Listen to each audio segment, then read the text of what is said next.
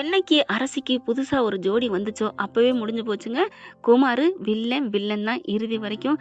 நம்மோட நெனச்சுட்டோம், அப்பப்ப நல்லவனா தெரியிறான். அரசிக்கு இவன் தான். 2 குடும்பம் ஒண்ணு சேரணும்னா, இவங்க கல்யாணம் நடந்தா தான் அப்படின்னு நெனச்சுட்டு இருந்தா, டைரக்டர் நெனச்சா என்ன வேணாலும் பண்ணுவாரு போல இருக்குங்க.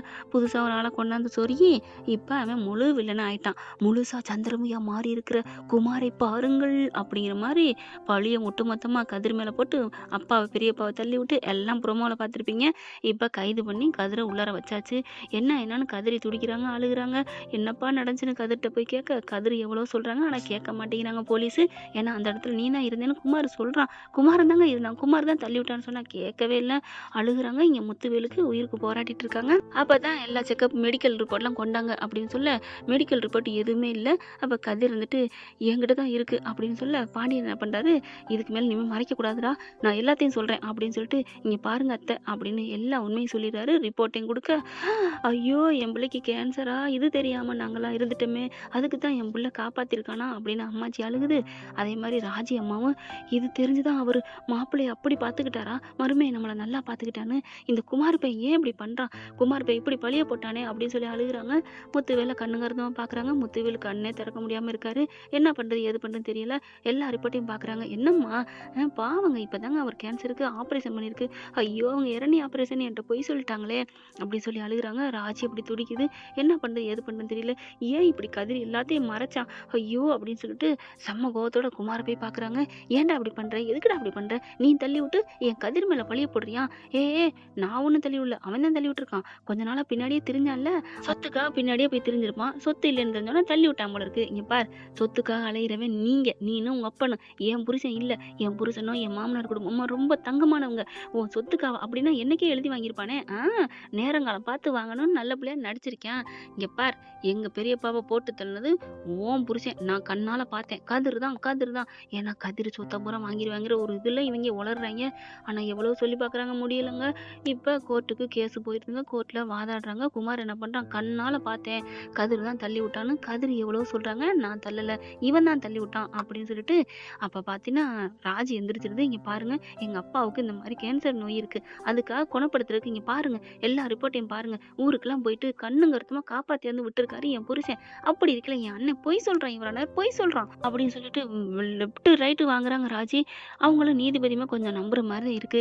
சரிம்மா, இப்போ ஒண்ணும் பண்ண முடியலையே. நீங்க சொல்றதெல்லாம் சரிதான். இல்லைங்கல்ல, அவன் இவன் தான் தள்ளான், அவரு இவரு தான் தள்ளான்னு சொல்றாங்க. இவரு அவரு தான் தள்ளான்னு சொல்றாங்க. யார நம்புறது? அவருக்கு கோமால இருக்க மாரி ரொம்ப கண்ணு முழிக்க முடியாம இருக்காருன்னு சொல்றீங்க. ஒண்ணும் பண்ண முடியாதே அப்படின்னு சொல்ல, இங்க பாருங்க, நான் சொன்னதான் சட்டம். நான் தானே கம்ப்ளைண்ட் குடுத்துருக்கேன். இவன் தான் தள்ளி விட்டான். ஏங்க, தள்ளி விட்டு ஒடியாந்து கூட பண்ணலாம்ல அப்படின்னு ராஜி தாங்க புட்டு புட்டு வைக்குது. கதிரு பேசி தொலையேன்டா அப்படிங்கல. இங்க பாருங்க, எல்லாரும் ஆளாளுக்கு பேசுறீங்க. இவராண்ட அங்க என் மாமனாருக்கு என்ன ஆச்சுன்னு தெரியல. பாவம் எங்க மாமா. அவருக்கு ஆபரேஷன் பண்ணி 2, 3 நாள் கூட இல்ல. 2 நாள் பெட் ரெஸ்ட் இருக்குன்னு சொன்னாங்க. 2 நாள் கூட இருக்க விடாம, இதோ இவங்க சித்தப்பன் என்னென்னமோ பண்ணி வர வச்சு, பாவம் அவருக்கு தையல் கூட இன்னும் பிரிக்கலங்க. ஏங்க இப்படி படுத்துறீங்க? எனக்கு சிந்தனை பூரா அங்கதாங்க இருக்கு. இங்க பாருங்க, இவனால என்ன ஜெயில கூட பிடிச்சு போடுங்க.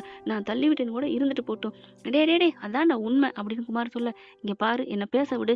உடனே ஆர்டர் ஆர்டர், குமார பேசக்கூடாதுன்னு வக்கீல் சொல்லிடுறாங்க. அதுக்கப்புறம் கதிரே பேசுறாரு. நீங்க சொல்லுங்க அப்படின்னு நீதிபதி கேட்க, நான் என்ன வேணாலும் எனக்கு பரவாயில்லைங்க. அவரை நல்லபடியா குணப்படுத்தணுங்க. அங்கே ராஜி அவங்க எல்லாரும் போய் இருந்து பார்க்கட்டுங்க. தயவு செஞ்சு இந்த சித்தப்பனை மட்டும் அனுப்பாதீங்க. அவர் ஏதாவது பண்ணி அவரை ப்ரெஷர் ஆக்கி விட்டுருவாங்க. ப்ளீஸ் என்ன ஜெயில போடுங்க. இருக்கட்டுங்க, நான் தான் தள்ளேன்னு இருக்கட்டுமே அப்படின்னு சொல்ல, அதான் உண்மை, அதான் ஒத்துக்கிட்டான்.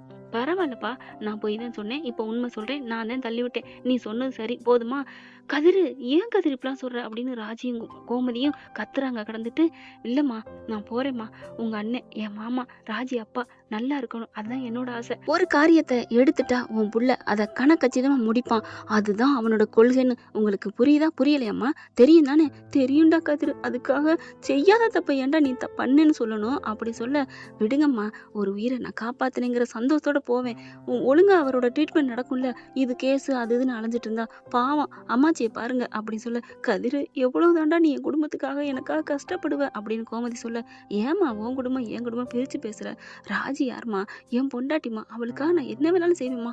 ராஜி அப்படியே முத்து பார்த்து என் உயிரே என் உயிரே அப்படியே பார்க்குறாங்க. அவ்வளோ ஒரு அழுகை வருது. கையை பிடிக்கிறாங்க கொண்டுகிட்ட வந்து. அப்படியே பார்க்குறாங்களா, ஆர்டர் ஆர்டர் அப்படின்னு சொல்லிட்டு சரிங்க. இப்போ 2 பக்கட்டும் அலசி ஆராய்ஞ்சாச்சு, பேசியாச்சு. இப்போ அந்த முத்துவேலை மண்டையை அடித்து தள்ளி விட்டது கதிர் தான் அப்படிங்கிறத அவரே ஒத்துக்கிட்டாங்க. அதனால இதை தள்ளி போடணுங்கிற அவசியம் இல்லை. அவர் இல்லைன்னு சொன்னா கூட மறுக்கா தேதியை ஒத்தி வைக்கலாம் அப்படின்னு நீதிபதி சொல்லையில, ஐயோ இல்லை இல்லை, அதெல்லாம் இன்னும் ஒரு வாரம் பொறுத்துருங்களேன், எங்கள் அண்ணன் கண்ணு முழிக்கட்டுமே, ப்ளீஸ் ப்ளீஸ் அப்படின்னு சொல்கிறாங்க. அதுக்கப்புறம் சரிங்க, தீர்ப்பை கூட நம்ம அப்புறம் சொல்லிக்கலாம். ஓகே, ஒரு வாரம் கழிச்சு, ஒரு வாரமே இல்லை, அவர் நாளைக்கே கண்ணு முழிச்சா கூட தீர்ப்பை அவர் வாக்குமூலம் கேட்டுட்டு சொல்லிக்கலாம். ஆனால் அது வரைக்கும் கதிரை வந்து போலீஸில் கஸ்டடியில் வச்சு அடிக்காமல் விசாரிக்கணும்னு நான் சொல்கிறேன். அவர் என்னத்தை விசாரிக்கிறது, அதான் உண்மையை சொல்லிட்டாரு. நீங்கள் அடிக்கக்கூடாது, நீங்கள் வந்து போலீஸ் காவலில் வச்சுருங்க. ஒரு அடி விழுந்தாலும் கதிர் உங்கள் தரப்பில் எங்களுக்கு நீங்கள் தகவலை தெரிவிங்க அப்படின்னு சொல்லிட்டு தீர்ப்பு சொல்ல போக, ஒரு நிமிஷம் அப்படின்னு சொல்லி குரல் கொடுக்க பேனாவை அப்படியே நிப்பாட்டிடுறாரு. யார் எவ்வா அப்படிங்கிற மாதிரி பார்க்க கரெக்டாக 2 நர்ஸுங்க அப்படியே தள்ளிக்கிட்டு வராங்க. பின்னாடி அம்மாச்சி வருதுங்க. அதுக்கப்புறம் அவங்க பொண்டாட்டி வராங்க. அவங்க தம்பி பொண்டாட்டி எல்லாம் வந்துட்டுருக்காங்க. ஆனால் அவங்க அப்பா இந்த குமார்லாம் இங்கே தாங்க நிற்கிறாங்க. அப்படியே வந்துட்டுருக்க பார்த்தா அப்படியே எல்லாரும் ஸ்தம்பிச்சு போகுது கோட்டை. என்னது அப்படிங்கல, யார் இவங்க அப்படிங்கல, ஆர்டர் ஆர்டர் அப்படின்னு சொல்ல எல்லாரும் அமைதியாகிறாங்க. சைலண்ட் சைலண்ட் அதை வேற சொல்லிக்கிடுவாங்களா. வந்தோடனே யாருப்பா அப்படிங்கல வண்டியை கிட்டக்க கொண்டாந்து நிப்பாட்டுறாங்க. வணக்கங்க அப்படின்னு முத்துவேல் சொல்ல, முத்துவேலு தாங்க வண்டியில் வர்றாரு. இப்போ நீங்கள் அப்படிங்கல, என் பேர் முத்துவேலு, நான் சொல்கிறதெல்லாம் உண்மைங்க. ஓகே, அடுத்து என்ன சொல்லணும் சொல்லுங்கள் அப்படிங்கிறாங்க. இது கதிர்வேலு, இது என் தம்பி பிள்ளை குமார்.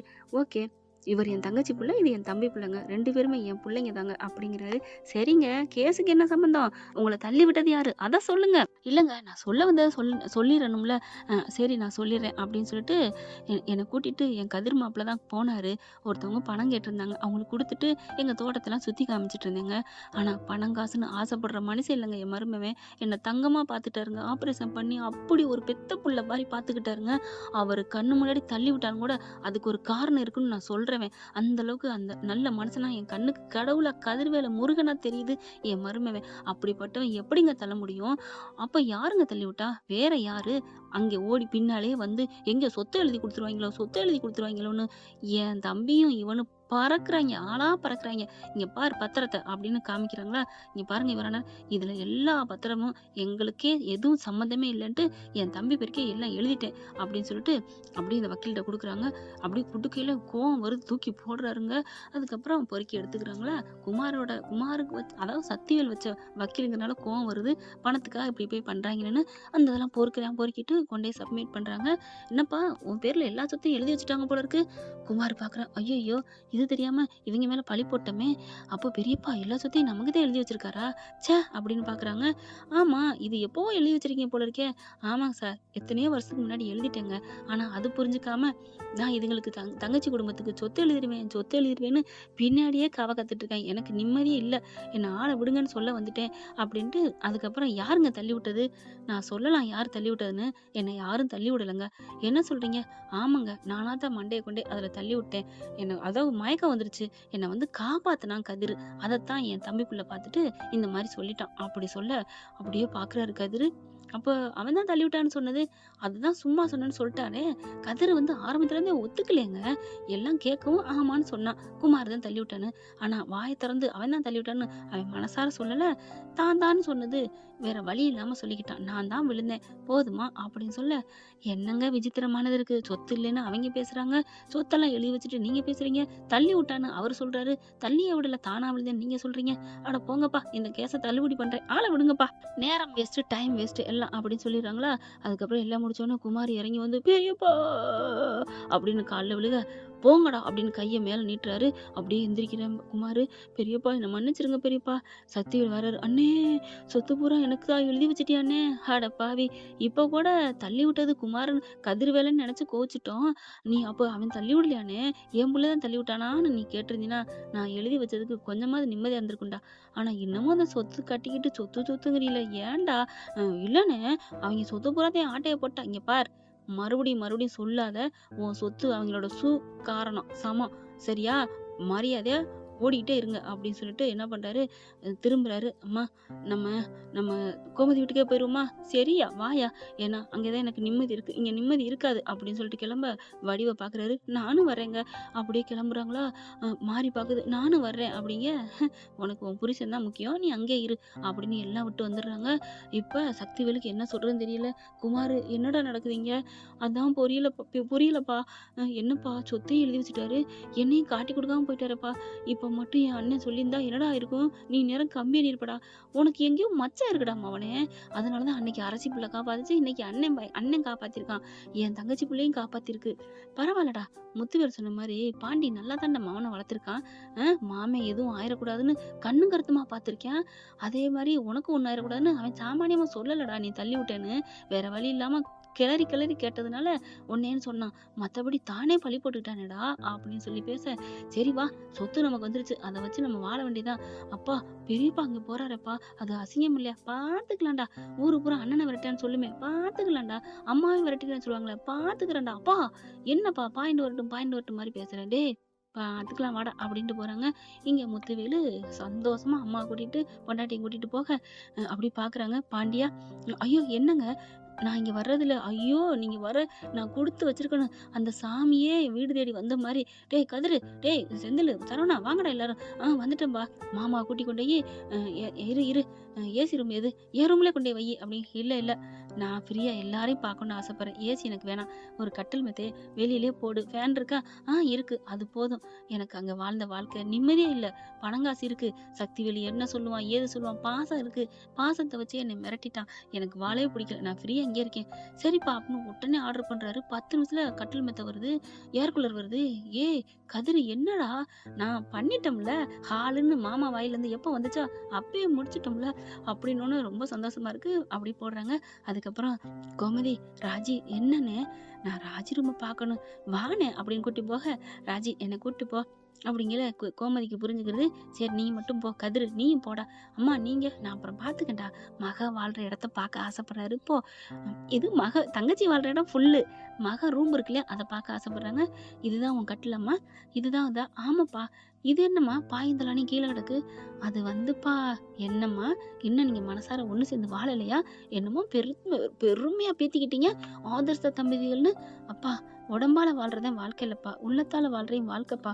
அது என்னமோ கரெக்டு தான், ஆனா இனிமே நீங்க ஒண்ணு சேர்ந்து வாழணும். அப்பா அதெல்லாம் நாங்க ஒண்ணு சேர்ந்து வாழ்ந்துட்டோம், அப்புறம் இது தரானே, இது முன்னாடி போட்டதுப்பா அப்படியே கிடக்கு. டேய் எடுக்கவே இல்லடா, அறிவில்ல, என்னம்மா இப்படி திட்டுற மாப்பிள்ளைய அப்படின்னு சொல்லிட்டு நம்ம பாயதலானே ரிமூவ் பண்றாங்க. அதுக்கப்புறம் எல்லாத்தையும் பாக்குறாரு. இங்கதான் செல்லம் படுத்திருப்பியாடா? ஆமாப்பா. இதெல்லாம் நீ தொட்டு சீவுவியா, தலை சீவியா? இது கண்ணாடி பீரோலா, நல்லாத்தாமா இருக்கு, என் தங்கச்சி ஒண்ணு நல்லா வச்சிருக்கா போல இருக்கே அப்படி சொல்ல, உங்க பொண்ணுதான் எங்களை நல்லா வச்சிருக்கா அப்படின்னு கதிர் சொல்றாங்க. அதுக்கப்புறம் ரொம்ப சந்தோஷமா இருக்கு, 2 பேரும் கட்டிக்கிறாங்க. நம்ம முத்துவேலு வெளியில வராங்க. அழகா ஏர்க்குள்ளெல்லாம் ஃபிட் பண்ணி சூப்பரா இருக்கு. அப்புறம் பார்த்தா இன்னொரு கட்டில கொண்டாதான் இங்க போட்டுறாங்க. இது எதுக்கு, நான் இங்க படுத்துக்கிறேன். ஐயோ ஏன் மச்சான் அப்படிங்கிற. என்னது மச்சானா? ஆமா தங்கச்சி புருஷன் மச்சான் தானே. மாமா, நான் மாமான்னு சொல்லலாமா? நீங்களும் மச்சானே சொல்லுங்க மாப்பிள்ள அப்படின்னு சொல்ல, இது மாப்பிள்ள நல்லா இருக்கே அப்படி சொல்ல, மாப்பிள்ளைங்கிற பட்டம் எனக்கு மட்டும்தான் அப்படின்னு கதிர் சொல்ல, ராஜி ஆமாப்பா, என் கதிரை தான் நீங்க மாப்பிள்ளைன்னு சொல்லணும், வேணா உங்க சம்மந்தின்னு சொல்லிக்கோங்க. இல்ல அவர் என்ன பாண்டியன்னே கூப்பிடட்டும் அப்படின்னு பாண்டி சொல்ல, வேணாம் பாண்டி, நீ எனக்கு மச்சான், நானும் உனக்கு மச்சான் அப்படிங்கல. அடாடா இந்த கண்கொள்ளா காட்சியை பார்க்கத்தானே நானும் தவா இருந்தேன் அப்படின்னு பழனி வராரு. அதுக்கப்புறம் ரொம்ப ஹாப்பியாறாங்க. ராஜி என்ன பண்ணுது, நானும் இங்கே படுத்துக்கிறேன், அதெல்லாம் வேணான்டா. இல்லப்பா ஒரு 10-20 நாளைக்கு உங்களுக்கு குணமாகற வரைக்கும் அப்படின்னு சொல்லிட்டு எல்லாம் பாத்தீங்கன்னா வெளில வந்து படுத்துருதுங்க. எனக்கு மட்டும் ஏற்குள்ள வச்சுட்டு உங்களுக்கெல்லாம் நாங்க இன்னும் 2 ஆர்டர் பண்ணிக்கிறோம் விடுங்க, இப்ப என்ன அப்படின்னு சொல்லி 2 ஆர்டர் பண்றாங்க. அப்படியே சுத்தி ஓட விடுறாங்க. அவ்வளவு அழகா கதை பேசிக்கிட்டு சூப்பரா. அப்பத்தாவுக்கு ஒரு கட்டில், இங்க ஒரு இதுங்க ஃபேனுங்க. அப்படி சந்தோஷம். அம்மா பக்கத்துல படுத்துக்குது ராஜி வடிவு. அப்படித்தான் ஒரு சந்தோஷமா இருக்கு. என்ன ஃப்ரெண்ட், இப்படிலாம் போனா கதை சப்புன்னு முடிஞ்சு போயிரும்ல. பார்க்கலாம் என்ன நடக்க போகுதுன்னு. இந்த பதிவு உங்களுக்கு பிடிச்சிருந்துச்சுன்னா உங்க பொண்ணான கையில ஒரு லைக்கை போட்டு சப்ஸ்கிரைப் பண்ணி ஆதரவு கொடுத்துருங்க அன்பு உறவுல. Thank you friend. இந்த வீடியோ உங்களுக்கு பிடிச்சிருந்தா தயவு செய்து லைக் பண்ணுங்க. இன்னும் அப்டேட்ஸ்க்காக சேனலை சப்ஸ்கிரைப் பண்ண மறக்காதீங்க. நம்ம கிட்ட இருக்க எல்லா சேனல்ஸோட லேட்டஸ்ட் வீடியோ அப்டேட்ஸ்க்காக மேல ரைட் சைட்ல காட்டுற லிங்கை கிளிக் பண்ணி வாட்ஸ்அப் குரூப்ல ஜாயின் பண்ணுங்க. உங்களிடம் விடைபெறுவது நான் உங்கள் மெஹர்.